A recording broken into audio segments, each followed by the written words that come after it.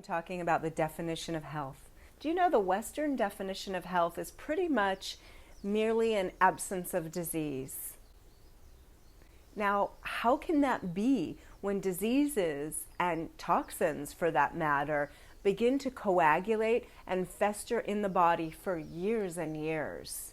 I'm reminded of Jim Fixx. Jim Fixx was an avid runner and an author. He was really popular in the 80s, and he sadly and abruptly died of a heart attack. People were shocked. They exclaimed, "He was perfectly healthy." But I'm here to tell you, people never go from perfect health to death unless there's an accident of some sort. 3 of his major coronary arteries were 75 or more % blocked. Now, the definition of health, according to Ayurvedic medicine, is more complete than our Western definition of health, integrating all aspects of life, giving us a more complete picture of physical, mental, emotional, and spiritual health. The definition of health also includes us as an aware participant actively creating our own health, working in tandem with our healthcare practitioner. In this way, the definition is truly holistic. Let's take a journey into an Ayurveda sutra today, which expounds the many aspects of health. Samadosha, samagnischa, samadhatu malakriya, prasanatmendriya, manaha swastya itbhyayate.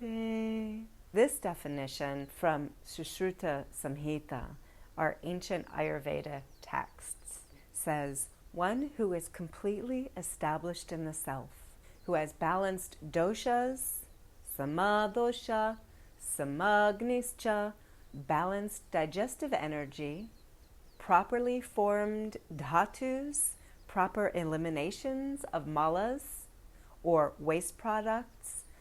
They have well-functioning body processes, and one whose mind, senses, and soul are full of bliss is called a healthy person. Let's take a deeper look now at the many different layers of health. As you read this, imagine these different aspects of yourself. Sama means balanced or even. The doshas are vata, pitta, kapha. These are the 3 controlling forces of the body. Together, they constitute each person's unique and individual prakriti, or unchanging original constitution. Our prakriti was created the moment the sperm met the egg, and is a combination and permutation of the 5 elements: space, air, fire, water, and earth. Our prakriti, or original constitution, goes unchanged during our whole lives. However, as a result of lifestyle habits, environment, accident, illness, genetics, other influences, we can acquire imbalances. That is what we call vikruti. So the sutra is saying we need to eliminate vikruti or imbalance and be completely aligned with our prakriti, our original constitution.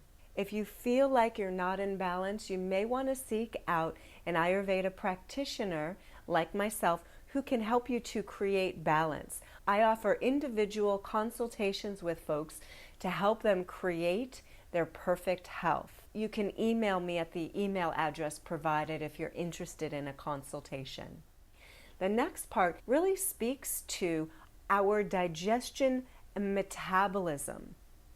Now, it's not just how much we eat or what we eat. What do we actually metabolize of what we're eating? There are 13 different types of agni in the body to be balanced. So this sutra is speaking to actually balancing all of those agnis. A few main signs that your agni might be balanced is, do you have consistent elimination? Do you feel hungry before each meal? Is there a coating on your tongue? These are a few ways to see how your agni is and if you have sama agni. Sama dhatu.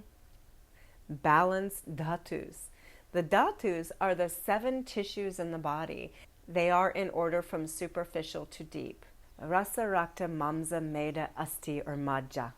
And that is the plasma, the blood, the muscle, the adipose tissue. Yes, we're supposed to have that. The nervous system, and the reproductive system is the deepest tissue of the body. So these all need to be balanced in order to be healthy. Each one in the link of 7 dhatus nourishes the next. So after the plasma is nourished, then that nourishment goes to the blood. So think about this. A meal that you eat today goes through each one of your 7 dhatus. It goes through the plasma, then the blood. Then that meal goes to the muscle, the adipose tissue, the nervous system, and then finally, after 30 to 35 days, that one meal goes into your reproductive system, which is the deepest, most tissue. It takes about 35 days for nutrition to get to the deepest level of our body. So if we have a deficiency in one of these links, it affects the other ones. It kind of shunts the hose and doesn't allow as much nutrition to go to the following tissues. The 3 malas are waste products of the body and are very closely related to the dhatus: sweat, urine, and feces. Kriya implies movement of these malas out of the body. Now the malas and the dhatus are really closely related. They're the waste product of all the dhatus. We need to have each one of these balanced in order to be healthy. So that means we need to sweat regularly, we need to eliminate urine, and we need to have regular bowel movements. See, when the malas are backed up, that causes toxins to back up in the body. So if you're not having regular bowel movements or not sweating regularly, this causes toxins to build up in the body. So you want to do what you can to have balanced malas. So do a self-assessment. How are those 3 malas for you? Which ones do you need to improve upon? That's why it's really important to nourish our body well and do periodic cleansing. With an Ayurvedic lifestyle, we practice detoxifying the senses in many different ways. I invite you to check out my SeriousCleanse 7 and 30-day online course. Prasana Indriya. The Indriyas are the 5 senses of sight, smell, taste, hearing, and touch. This aspect speaks to the fact that each of the senses should be used properly, neither too little, nor excessively, nor in an inappropriate manner. How is the balance of your 5 senses? Do you feel like you use your 5 senses in a balanced way? In our day and age, so many people spend so much time with personal devices that we overuse our sense of sight and we underuse other senses. Spending time in nature, listening, smelling the smells, developing the other senses helps to really create balance. Manaha. Prasana manaha.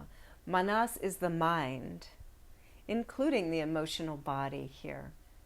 The sutra is saying that the mind should be balanced, calm, and have a sense of santosh, or feeling content and satisfied. Do you feel content and satisfied?